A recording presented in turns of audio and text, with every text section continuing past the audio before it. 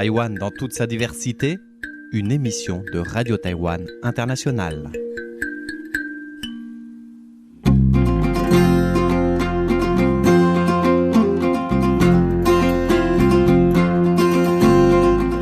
Bonjour à tous, c'est Sasa qui vous accueille pour cette deuxième partie de la série sur la diversité de l'agriculture taïwanaise. Nous retrouvons Pierre Lucas et Victor Besnier qui ont effectué il y a quelques mois dans le sud de Taïwan leur recherche de terrain dans le cadre d'un Master 2 à AgroParisTech. C'est donc en suivant les différentes étapes de leur recherche que nous allons continuer à nous pencher sur l'agriculture taïwanaise en adoptant une approche micro qui part d'une zone de 50 km² à Nay Phu dans le comté de Pingdong.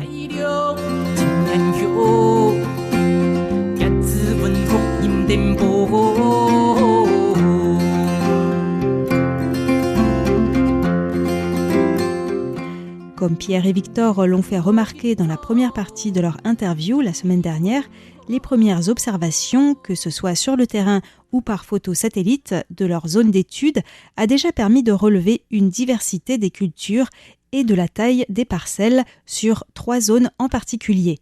À l'est, une zone avec des parcelles rectangulaires de 0,3 à 3 hectares où sont cultivés des arbres fruitiers ou des araignées, souvent par des agriculteurs retraités ou proches de la retraite. À l'ouest, des parcelles plutôt carrées, une zone qu'ils ont subdivisée en 2, car au sud, on trouve plutôt des parcelles de grande taille avec des bananiers et des ananas par exemple, et au nord, les parcelles carrées sont plus petites et on y plante des arbres tels que des manguiers ou des araignées. Sur la base de ces observations, Pierre et Victor sont donc allés à la rencontre des agriculteurs dans ces différentes zones pour essayer de comprendre pourquoi on observe de telles disparités dans les modes de culture de la terre. Mais avant tout, ils se sont penchés sur les cartes, qui permettent aussi de faire la lumière sur l'histoire. Ils ont notamment trouvé des cartes de la période de la colonisation japonaise numérisées par l'Academia Sinica, ce qui permet une étude comparative dans le temps. Pierre nous donne quelques explications. On a dans les yeux du coup une carte japonaise éditée en 1904, donc c'était il y a 120 ans, et qui nous montre qu'en fait cette plaine, qui est notre zone d'étude, elle était auparavant traversée par la rivière Ailiao, qui maintenant s'écoule d'est en ouest au nord de notre zone. Donc déjà, ça c'est un élément qui nous a permis de nourrir nos réflexions. On sait qu'en fait, à un moment, auparavant, les zones qui sont aujourd'hui cultivées et qui correspondent en fait aux zones où on a ces parcelles carrées, qui fait partie qui ressemble à sur les photos satellites à une grande bande qui semble poser comme ça sur la plaine et qui la traverse du nord-est au sud-ouest. Et bien sur cette zone-là, auparavant, on avait une rivière qui passait. Et donc c'est les Japonais qui ont fait les travaux et donc exactement. Là c'est une autre carte qui a été établie aussi par les Japonais et qui montre un projet de construction de digues au nord de notre zone d'étude et qui prévoyait en fait de détourner le cours de la rivière Ailiao en partie pour dégager en fait certaines terres qui étaient recouvertes par l'eau et en faire des surfaces cultivables et canaliser en fait l'écoulement de l'eau qui s'écoulait avant dans la plaine avec des bras de façon un peu extensive. Est-ce que c'était aussi pour des questions d'irrigation du coup, ou c'était juste pour avoir plus de terre ça sert à la fois à organiser en fait l'irrigation, parce que les Japonais ils ont aussi construit dans notre zone d'études, dans cette zone-là de Nay Phu, tout un réseau de canaux qui ont servi à l'irrigation, et ça a aussi permis en fait de libérer en fait des terres qui étaient auparavant recouvertes par l'eau. La construction de cette digue, cette première version, elle s'est achevée en 1938, et donc là on a sur cette carte toutes les surfaces en jaune, c'est les surfaces qui étaient impropres à la culture et qui ont été rendues cultivables en fait par le détournement de la rivière Ailiao. Et il y en a beaucoup. Il y en a beaucoup, oui. Et donc forcément, la question qu'on se pose, c'est de se dire, auparavant, ces terres étaient couvertes par la rivière. Il y a eu un projet de digue qui a fait que ces terres ont été exondées. Aujourd'hui, on observe que ces terres-là sont mises en culture. Et donc, il y a eu une colonisation de ces espaces vierges. Et donc, la question qui se pose à partir de là, c'est par qui et comment a été opéré en fait, ce processus de colonisation. Et ensuite, essayer de mettre en relation les réponses à ces questions avec ce qu'on observe aujourd'hui. Voilà. Pour creuser comment ce processus de mise en valeur de ces terres vierges s'est déroulé, Victor et Pierre ont demandé aux agriculteurs d'où ils venaient, ce que faisaient leurs parents et comment ils ont eu accès à la terre. Les réponses ont montré qu'il y avait eu des processus différents au nord et au sud de cette zone.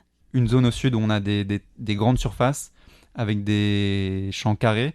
Ces champs-là qui sont agglomérés en des fermes qui ont relativement des grandes surfaces, avec un travail qui est principalement fourni par de la main-d'œuvre immigrée. Donc ça, c'est ce qu'on observe dans la partie sud et dans la partie nord. Donc un paysage beaucoup plus fermé, avec des cultures pérennes, des arbres. Les gens qui occupent ces terres sont principalement des personnes âgées, retraitées. Et une autre chose qu'on n'a pas mentionné tout à l'heure, mais en fait, les gens qui exploitent ces terres sont des gens issus de populations aborigènes. Poursuivons l'analyse avec Victor. Comment les agriculteurs ont-ils eu accès à la terre? Ou de qui l'ont-ils hérité? Et donc, on s'est rendu compte de deux choses. C'est que dans les années 50, à peu près au même moment, après que les Japonais soient partis de Taïwan et après que le KMT soit arrivé, il y a eu deux processus de colonisation des terres différents qui ont été mis en place à peu près au même moment, au sud et au nord. Au nord, il y a eu des déplacements de population aborigènes des montagnes, qui venaient des montagnes assez proches, donc de Sandimen, de Wutai et de Madja, par des vagues différentes. Il y a eu une première vague, donc vers 1953, une deuxième, en gros vers 1960, et une troisième vers 1964. Lors de ces vagues de colonisation, a été attribué aux populations qui ont été déplacées des terres, et de manière différente à chaque vague. La première vague a eu accès à des terres qui étaient au centre de la zone, proche d'un canal d'irrigation. La deuxième a eu accès à des terres en périphérie, et la troisième, souvent, a dû acheter des terres, ou a eu accès à des terres à des endroits qui n'étaient pas encore cultivés. Ces différentes vagues, on leur a promis, pour qu'ils viennent, un accès à la terre gratuit, en tout cas pour la première et la deuxième vague, mais aussi des subventions pour la construction de maisons. Voilà. Ce sont donc les colons japonais qui ont fait les travaux d'aménagement pour rendre les terres cultivables, mais finalement, ils n'ont pas bénéficié du fruit des terres exondées. Car c'est surtout après leur départ qu'ont eu lieu les principaux mouvements migratoires dans cette région sous le régime du Kuomintang après la Seconde Guerre mondiale. Dans cette zone, on a donc des populations Rukai et Paiwan qui ont reconstitué des villages en fonction de là où ils venaient, Sandiman, Wutai et Madja. Et au sud, il ne s'est pas passé la même chose. Donc à ce moment-là, le KMT est arrivé, c'est le KMT qui a mis en place cette politique. Et le KMT est revenu avec de nombreux vétérans de la guerre en Chine. Et donc au sud a été créée une ferme qui s'appelle la Pingtung Farm, qui est une ferme qui ressemblait à une ferme collective, mais où les vétérans avaient un lopin de terre qu'ils devaient cultiver, avec une organisation qui semble être commune du travail à ce moment-là. Historiquement, on voit que ce n'est pas les mêmes populations qui ont cultivé ces deux zones et qu'ils les ont cultivées dans des modalités qui étaient très différentes à ce moment-là. Donc ces terres dans la zone sud, ensuite, lorsque en gros il était clair que Taïwan n'allait pas reprendre la Chine, elles ont été attribuées de manière plus officielle aux vétérans qui étaient encore ici. On leur a donné des terres et s'ils avaient de la descendance, les terres étaient considérées comme de la propriété privée pour ces familles. Mais il y a beaucoup de familles de vétérans qui n'ont pas eu d'enfants et donc ces terres-là sont retournées à un organisme qui s'appelle le Veteran Committee et qui aujourd'hui gère ces terres et les met en location pour des agriculteurs qui voudraient louer ces terres. Dans ces deux subdivisions nord et sud de la zone ouest, les terres ont été distribuées à peu près à la même période, mais à des populations différentes. Quant à la zone est, dont nous n'avons pas encore parlé, elle a aussi fait l'objet d'une redistribution des terres, mais selon des modalités plus classiques, entre guillemets, de la réforme agraire qui s'est déroulée dans les années 1950. Cette réforme a permis un accès plus égalitaire aux terres, qui étaient autrefois souvent détenues par de grands propriétaires terriens. Cette réforme s'est déroulée en 3 phases, la mise en place d'un plafonnement des loyers agricoles, la vente de certaines terres appartenant à l'État et enfin la distribution de certaines terres privées qui étaient louées à des agriculteurs. Ces derniers pouvaient alors y avoir accès en les rachetant à un prix raisonnable dans la limite de 3 hectares pour les rizières et de 6 hectares pour les terres sèches. Et du coup, ce qui est amusant, c'est que dans 50 km², on se rend compte qu'il y a eu à peu près au même moment 3 modalités différentes de distribution de la terre à des populations différentes. Maintenant qu'ils ont compris l'histoire de ces différentes zones, Victor Besnier et Pierre Lucas se penchent sur la question « Pourquoi y produit-on des récoltes différentes ?» Si on s'intéresse à la zone C, donc cette zone où il y a eu la réforme agraire, dans les années 50-70, les gens étaient principalement producteurs de riz. Ils pouvaient produire autre chose, il y avait d'autres choses qui étaient produites, par exemple la canne à sucre. Mais voilà, on va partir du principe qu'ils produisaient tous du riz. Et c'était une période où de toute façon c'était important de produire du riz parce qu'il y avait des taxes qui devaient être payées en riz. Les gens devaient produire du riz. Et il y a eu un premier mouvement de ces gens avec sur leur exploitation une intensification du travail dans les années 70 en réponse à des changements de prix dus au changement d'habitudes alimentaires et au développement économique de Taïwan, et qui ont entraîné pour ces producteurs de riz des réponses assez différentes en fonction des différentes ressources auxquelles les agriculteurs avaient accès, et classiquement par exemple la taille des exploitations. Si je prends un exemple, donc on a eu des gens qui ont commencé à planter des arbres, qui ont produit par exemple de la wax apple, d'autres qui ont investi dans des bâtiments pour produire des porcs, et d'autres qui ont produit des végétaux, donc des légumes. Et ces différents choix sont dus à des conditions différentes de chaque exploitation. Lorsque vous produisez du riz, ça se faisait en 2 cycles. Donc il y avait 2 cycles de riz, et il y avait un 3e cycle, et souvent les gens produisaient de la patate douce avant. Et là, ce 3e cycle permettait aux petites exploitations qui produisaient encore du riz et qui devaient encore produire du riz, d'avoir un 3e cycle qui produisait plus de valeur ajoutée et qui leur permettait d'avoir plus de revenus que produire de la patate douce. Par exemple, quand on avait des petites surfaces, c'était pas forcément possible de planter des arbres sur leur exploitation.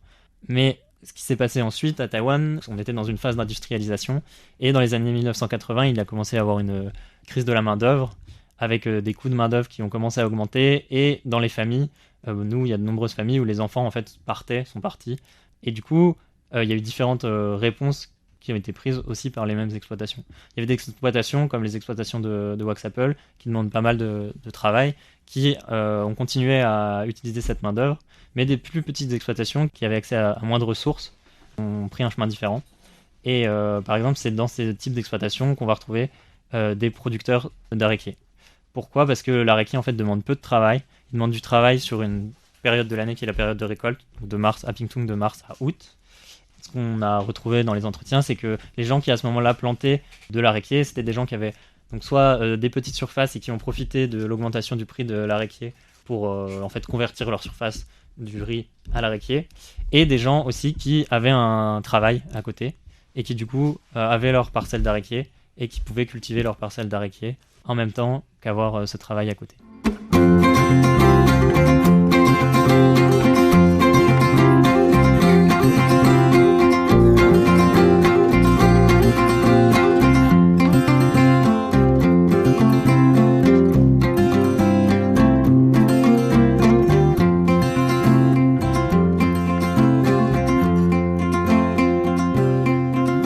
Nous avançons donc dans la compréhension de la démarche scientifique de Pierre Lucas et Victor Besnier.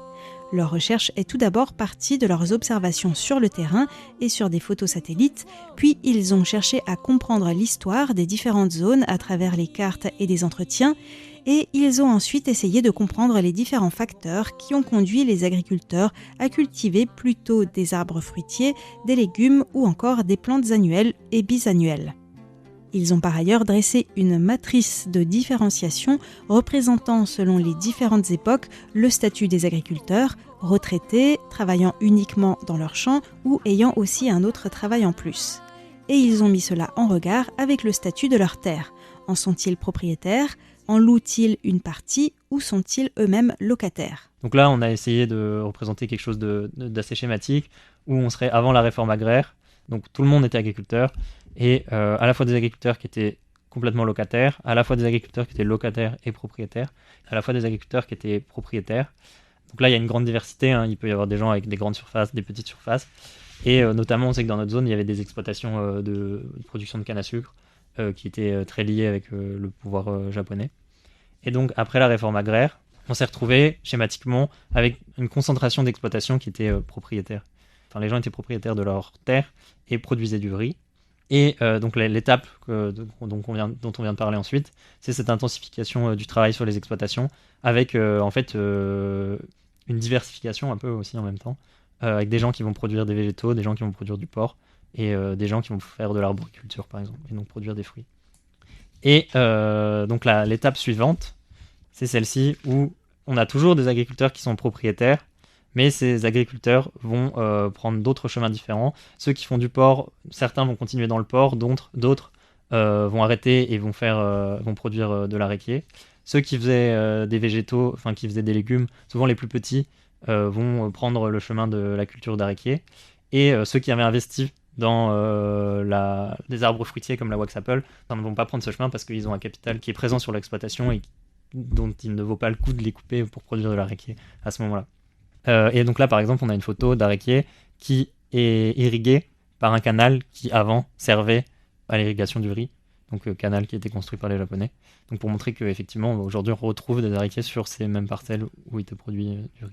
Pierre et Victor ont fait remarquer qu'avec l'industrialisation de Taïwan, le prix des noix d'arec avait augmenté depuis les années 1970. De nombreux ouvriers ou chauffeurs de camions en chiquaient pour se donner des forces, comme le chercheur Grégoire Ramé nous l'avait indiqué dans son interview sur la filière de l'extraction du sable à Taïwan. Malgré les incitations du gouvernement à se reconvertir dans d'autres cultures, parce que la consommation de noix d'arec enrobées dans de la chaux favorise le cancer de la bouche, la noix d'arec reste l'une des principales cultures à Pingdong où elle est encore très consommée. Et cette culture arrange bien les fermiers retraités car elle demande moins d'efforts. La semaine prochaine, nous continuerons à approfondir le sujet et il sera justement question des causes et des conséquences du vieillissement de la population d'agriculteurs sur la zone d'études de Victor Besnier et Pierre Lucas. Je vous donne donc rendez-vous avec eux mercredi prochain.